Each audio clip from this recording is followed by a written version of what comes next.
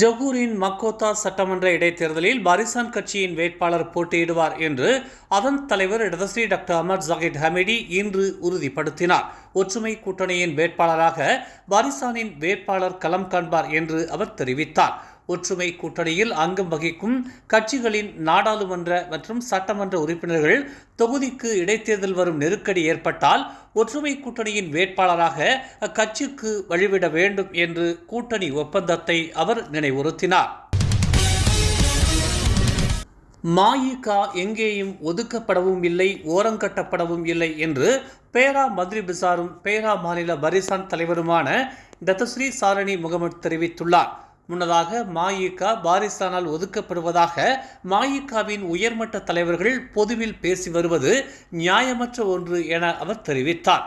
தம்மை பொறுத்தவரையில் பேராக்கின் நீர்நிலைய ஆணையத்தின் தலைவராக இருந்தவர் மஇகவின் பேரா மாநில தலைவர் டத்தோ வி இளங்கோ என நினைவுறுத்திய அவர், பேராக்கின் உள்ளாட்சி துறைகள் மொத்தம் 15, அதில் 14 பேர் மஇகவினர் என்றும் சட்டமன்ற தேர்தலில் மஇகவினர் வெற்றி பெற்றிருந்தால் மாநில ஆட்சிக்குழு உறுப்பினராக நியமிக்கப்பட்டிருப்பார் என்றும் அவர் தெரிவித்தார்.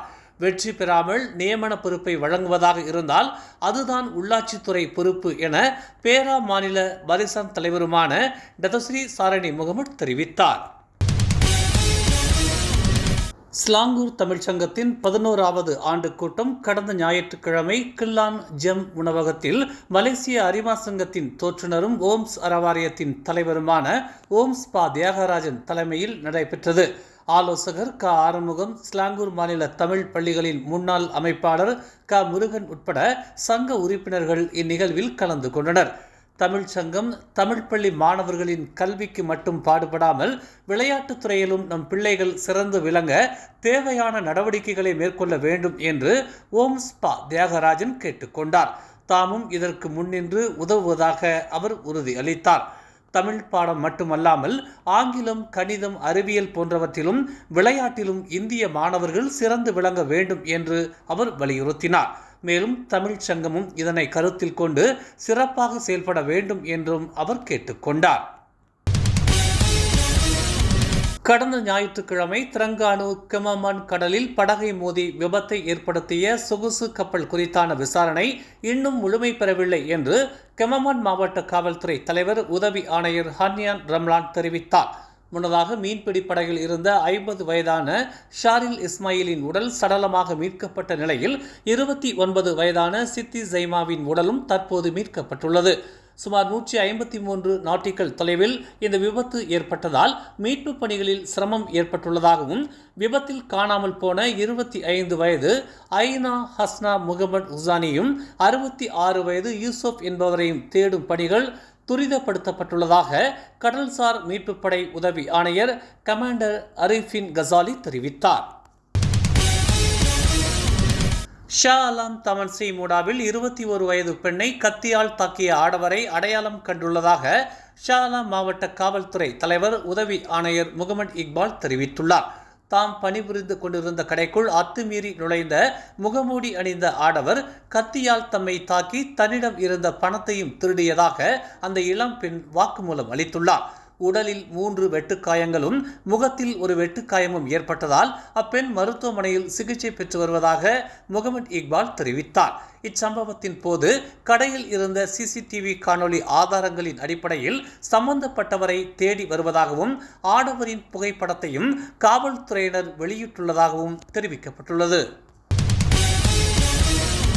பல்வேறு காரணங்களால் மாநில செயற்குழு மாற்றி அமைக்கப்படுவதற்கான சாத்தியக்கூறுகள் எப்போதும் உள்ளன என்று ஸ்லாங்கூர் மந்திரி பசார் டத்தஸ்ரீ அமீருddin ஷாரி தெரிவித்துள்ளார். தற்போது ஸ்லாங்கூரில் வலுவான குழு உள்ளது என்றும் தாங்கள் ஒன்றாக செயல்படுவதில் மகிழ்ச்சி அடைவதாகவும் அவர் குறிப்பிட்டுள்ளார். 1 வருடத்திற்கு பிறகு சேவைகளை மேம்படுத்தப்பட்ட செயல்திறன் தேவை என்பதை ஒப்புக்கொள்வதாக அவர் கூறினார். PKR மற்றும் DAPயில் இருந்து 2 ஆட்சிக்குழு உறுப்பினர்களை மாற்றி அமைத்து இம்மாத இறுதியில் அல்லது அடுத்த மாதம் மறு சீரமைப்பு நடைபெறலாம் என்று கூறப்படும் செய்திகளுக்கு அமீருddin ஷாரி இவ்வாறு பதிலளித்தார். கோலாலம்பூர் சிகாம்பூட்டில் உள்ள ஜலான்டூத்தா சுங்கச்சாவடி அருகே இன்று ஏற்பட்ட விபத்தை தொடர்ந்து வாகனம் தீப்பிடித்து எரிந்ததில் 30 வயதான லாரி ஓட்டுநர் காயமடைந்தார். சம்பவ இடத்திற்கு உடனே விரைந்த கோலாலம்பூர் தீயணைப்பு மற்றும் மீட்புத் துறையினர் தீயை கட்டுப்பாட்டுக்குள் கொண்டு வந்தனர். தலை மற்றும் கைகளில் காயம் அடைந்த ஓட்டுநர் சிகிச்சைக்காக மருத்துவமனைக்கு அனுப்பி வைக்கப்பட்டார். தீ விபத்துக்கான காரணம் குறித்து விசாரணை நடைபெற்று வருவதாக தெரிவிக்கப்பட்டுள்ளது.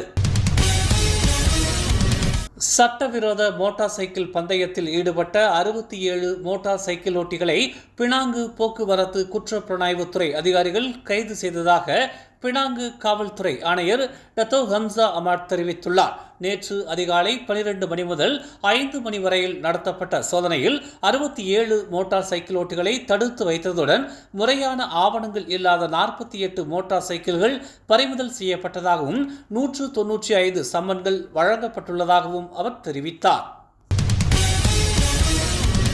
மலேசிய தமிழ் கலைஞர் இயக்கத்தின் கட்டட நிதிக்காக சிறப்பு கலை நிகழ்ச்சி ஏற்பாடு செய்யப்பட்டுள்ளது. இந்நிகழ்ச்சி கிள்ளான் லக்ஷ்மணா மண்டபத்தில் வரும் 17ஆம் தேதி சனிக்கிழமை இரவு 8 மணி அளவில் தொடங்கவிருக்கிறது.